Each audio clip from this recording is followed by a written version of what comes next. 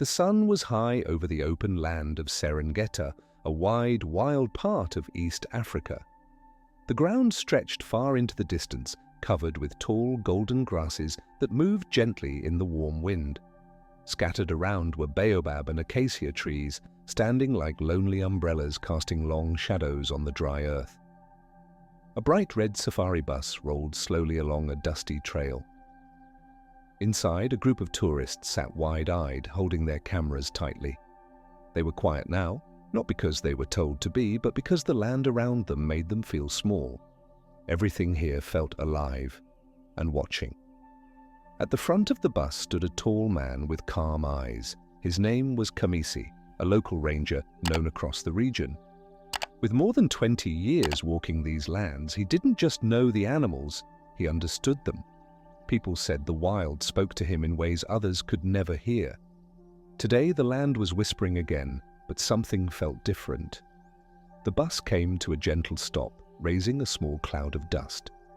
Kamisi stepped outside slowly, scanning the open land ahead. His feet were firm on the earth, his eyes sharp. Birds called in the distance, but the air felt heavy, like a storm might come, though the sky was clear. Something was wrong. Kamisi could feel it. Suddenly the grass near the trail moved fast, too fast. In one huge burst, a male lion leapt from the tall grass. His body was strong and powerful, his golden mane glowing in the sunlight. Gasps filled the bus. Cameras dropped. Someone screamed. But then something even more shocking happened. A lioness followed, just behind the male. She didn't charge. She didn't growl. Her steps were fast but careful, as if she had something important to say but didn't know how. Kamisi didn't wait. He turned and jumped back into the bus, slamming the door behind him. The tourists panicked, pressing against the windows, waiting for the attack. But it never came. Outside, the two lions didn't move closer, they didn't growl, they just walked in slow, nervous circles, eyes wide, tails twitching, paws stirring the dust. They looked troubled. Kamisi's heart pounded, but his eyes stayed focused. He had seen lions charge, he had seen them fight. This wasn't that. This was something else. He leaned closer to the window, studying their faces, their movements, their eyes. And then it hit him. These lions were not angry. They were afraid. No, not afraid. Worried. The big male turned his head toward the trees, then back toward Kamisi. Their eyes met. That one moment told Kamisi everything. This lion wasn't threatening him. He was asking him. As the lion held his gaze, a deep feeling filled Kamisi's chest.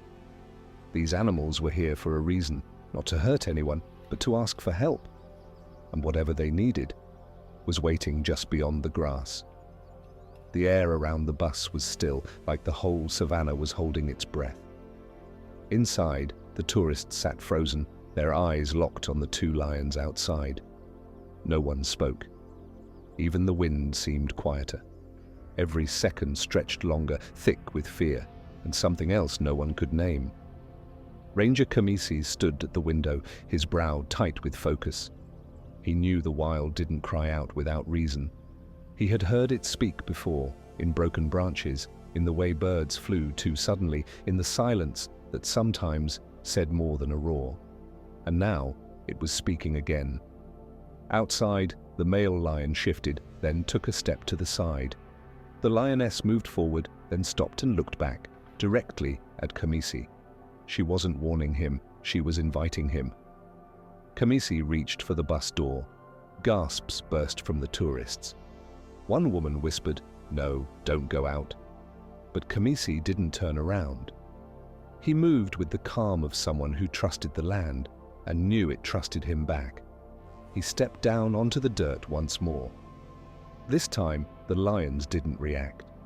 They stood still, watching him, waiting. The male turned and began to walk toward the edge of the tall grass. The lioness followed, stopping now and then to check that Kamisi was behind them. He followed, carefully, step by step. Every sound in the bush faded. Even the insects had gone quiet. The tall grass swayed slightly as if whispering secrets between its blades. Something was waiting up ahead. Kamisi could feel it. Just beyond the trail, the lion stopped. There, hidden among tall reeds and stones, was a shallow dip in the ground. Kamisi knelt beside it. The soil had cracked open, forming a narrow split, deep and dark. Then he heard it, a sound so soft he almost missed it, a cry, small, weak, afraid. It came from the crack in the earth. Kamisi leaned closer. The gap was narrow, too narrow for a grown lion to reach inside, but now he could see it, barely. A tiny cub, no more than a few months old, wedged between the stone walls of the hole. Its dusty fur shook with fear.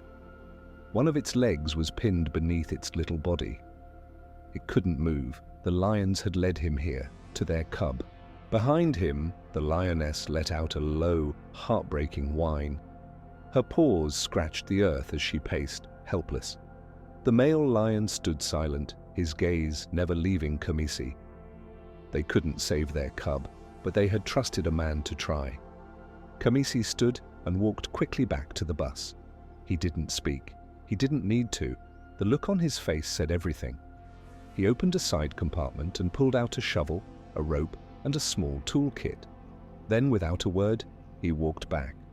The lion stepped aside. No growls, no challenge, just space, trust. Kamisi knelt beside the crack again. Sweat rolled down his face. The sun was hot.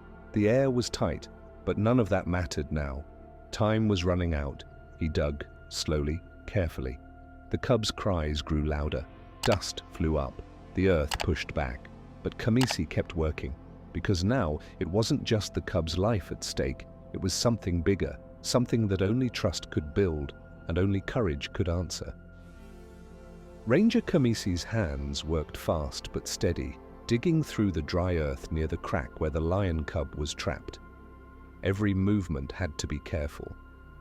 One wrong scoop, and the walls might fall in, or worse, hurt the cub below. The sun beat down on his back, the air was dry and hot, and the wind had stopped completely. Even the trees were still. Everything around him, grass, insects, birds, waited in silence as if the savannah itself knew this moment mattered. The lioness stood just a few feet behind him, her golden eyes locked on the crevice. Her tail flicked nervously, her body tense with worry. She let out soft whines, deep and low, the kind only a mother in pain could make. The male lion stayed farther back, quiet and unmoving. His muscles rippled as he sat in the tall grass, watching every move Kamisi made. His face showed no anger, only hope and something deeper, respect. The cub's cries were getting weaker. Kamisi worked faster, using his shovel to carefully widen the hole. His fingers, rough from years in the bush, now trembled with the pressure. Sweat poured down his forehead. Dust rose in clouds, sticking to his skin and clothes. But he didn't stop. Every sound the cub made felt like a pull on his heart. He whispered softly as he worked, more to calm himself than the cub. "Hold on, little one, just a little longer." Finally, after what felt like forever, the hole was wide enough. Kamisi reached for the rope, tying it into a loop, and gently lowered it down. It brushed against the cub's dusty fur. The cub whimpered, but didn't fight. Slowly, Kamisi pulled. The rope tightened around the small body.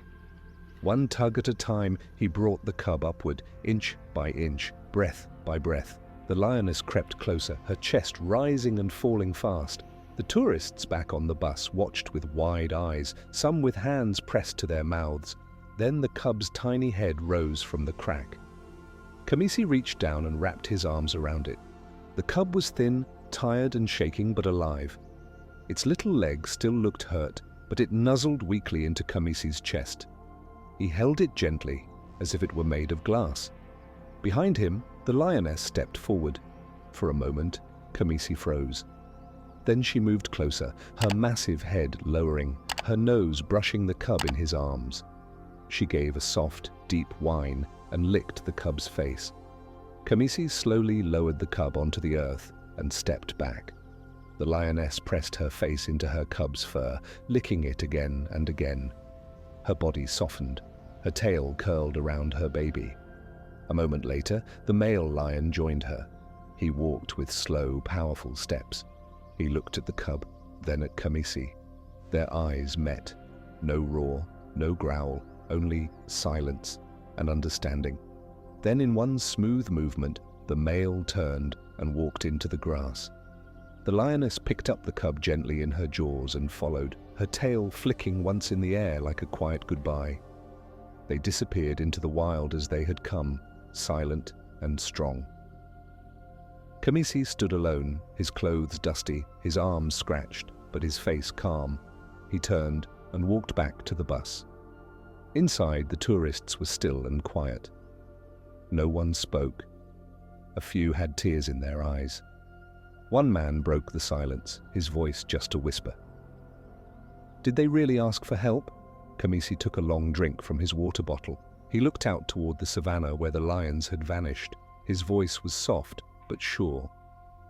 They knew someone would understand. The bus rumbled to life, taking its passengers deeper into the wild, their fear now mixed with wonder. Kamisi remained at the front, his thoughts still with the lions, as a message of trust had been shared. What happened wasn't just a rescue, it was a reminder that even in the wild, love and connection exist. One lion believed in a man, and the man believed right back. We've worked hard to bring this story to life with heart and respect for nature. If this story moved you, like, subscribe, and share to keep the spirit of the wild alive.